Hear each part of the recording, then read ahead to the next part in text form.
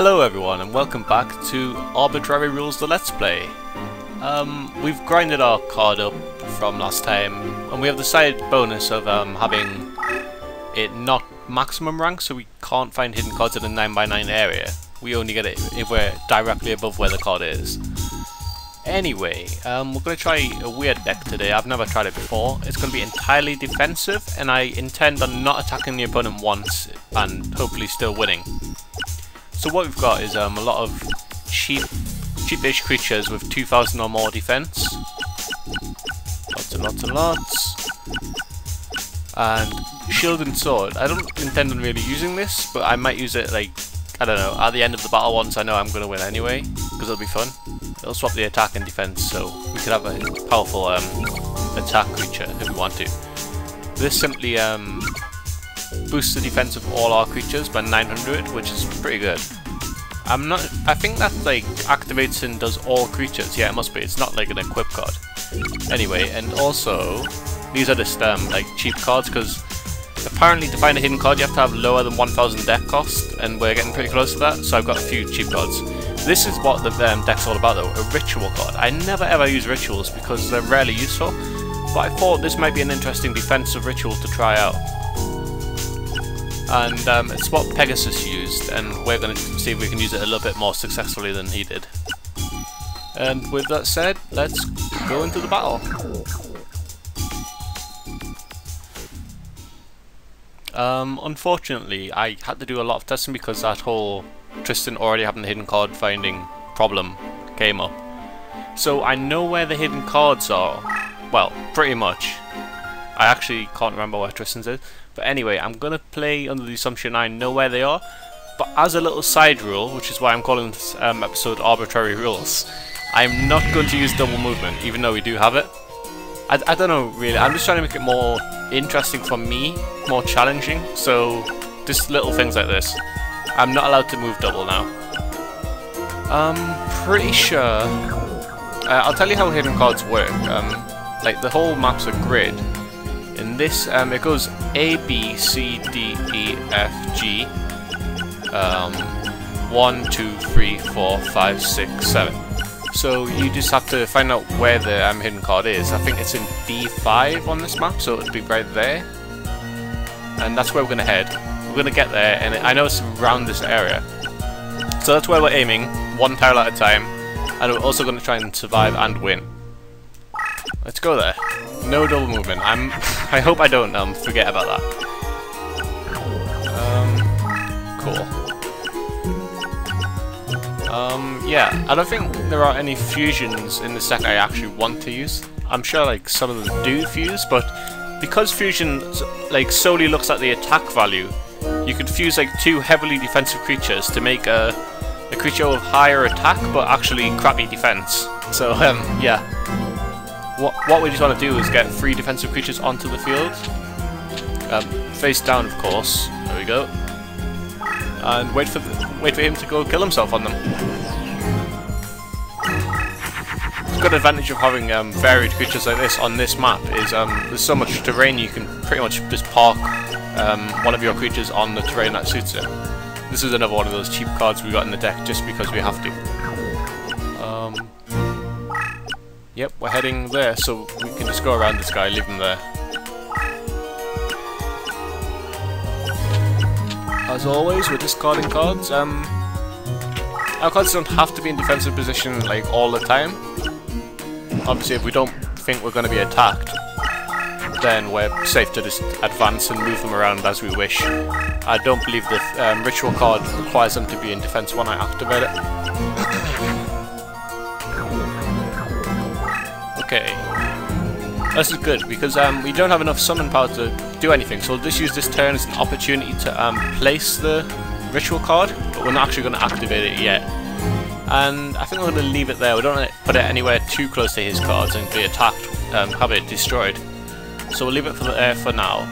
We're going to have to move our leader there next turn, so for now we're just going to like keep it protected. Yep. Don't really know much about Tristan actually. All I know is he's one of the easier opponents in the game. Yeah, that's kind of ridiculous. I don't know what they did with this game, because they made Tia and Tristan like kind of ridiculously easy, while Weevil and Rex are actually really difficult. I mean, as starters in games go, Yu-Gi-Oh games especially, they hold a really good threat. Okay, how do I want to do this? I've never really played with ritual cards before. I want to kill some things. Wait, do I? Not really, because the best I can draw is pretty much Mystical Elf or that Fire guy. And, I mean, they're only a tiny bit better, so I suppose we'll just play this guy because he's cheaper. And we'll do the ritual. Let me read it quickly first though. 3 months is 2,000 or higher. This should work.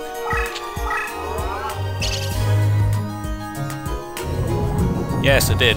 I'm not sure if terrain affects that. Like, if it's on a negative terrain, it'd have lower than 2,000.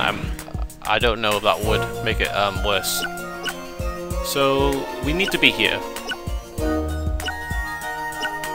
Let's go for it. Awesome. Oh, is that a ritual card also?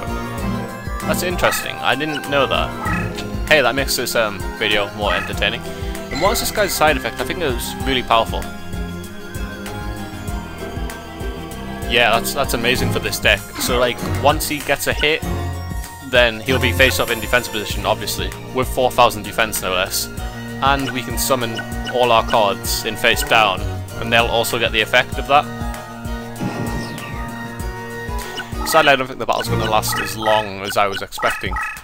If I can get this guy to attack my defensive creatures, which I probably can, simply by moving my leader behind them. Because the AI always wants to go through your creatures rather than around. This Pyro guy is really good, but unfortunately, I'm going to have to put him on the... if I were to use him, I'd put him on the actual sea terrain, which is bad for him. What he does though is, when he's up in face-up defensive position, he increases the power by 500 for all Pyros, which includes himself. So essentially, whenever he's attacked for the first time, he's going to get a 500 boost, which means he has like 2,700 defense. Like, actually. We're just going to use Mystical Elf anyway, though, because I suppose she's even better, because she gets an 800 boost to light creatures, including herself. Sadly, it doesn't look like Millennium Shield's going to get a play in this game. We'll see what I'll do next hand. I am curious how the ritual decides to use which cards when you have more than 3. Because I want to get like 3 other guys out, including the Millennium Shield. No, excluding the Millennium Shield. So I've got 4 guys, including the Millennium. And I hope it like uses the 3 weak ones to make another one, another Millennium. So I've got 2 Millenniums. Not entirely sure if that would work or not. This card's powerful, but I don't really think I need it right now. I'd rather just put more creatures down, and I will. Can't really. Let's just get rid of that because I don't think I'll ever need it. It's weird having a deck where like all cards are essentially equal, so I don't have any preferences for discarding. I do want to lure him into attacking the Millennium Shield, so I'm gonna like separate my cards and put them around the leader over here, just in his attempt to show it off, really, because I want to see it myself.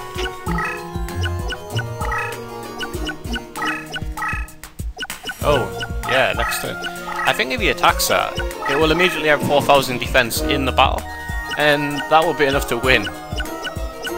So what I'm going to do is move that guy so he doesn't like get involved in the damage. This is another good one. Same as the Magma guy, but she is Aqua, so she'd get a benefit on the sea terrain. Anyway, let's try and move this guy out of the way. Let's just put the Aqua chick down here. Yeah. Just so if we get another ritual card, we can use it. If he doesn't die, but I mean, I think he's gonna die. And let's see him commit suicide. Oh, I think he's too smart. Well, this sucks. I don't want him to kill my little I don't want to attack my weak guys. I really want to see the Millennium Shield in action.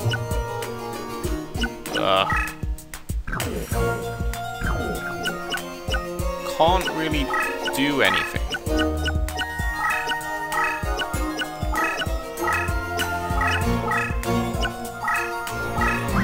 Just discarding that really, there's no reason I put it on that card specifically.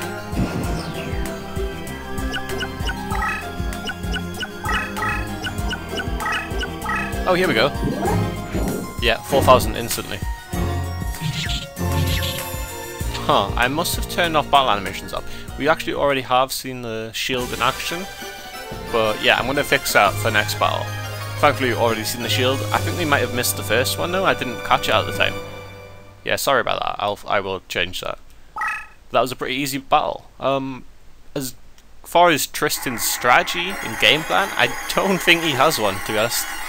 One negative effect of having a defensive deck, although it's cool, you don't destroy creatures, so you don't actually get anything in the graveyard. Apart from spells that he does use, which a lot of opponents use a lot of spell cards, so it can be quite an effective way to actually only go for specific spell cards rather than like clog up the slot machine with monsters. So it can be a good strategy against someone like Pegasus.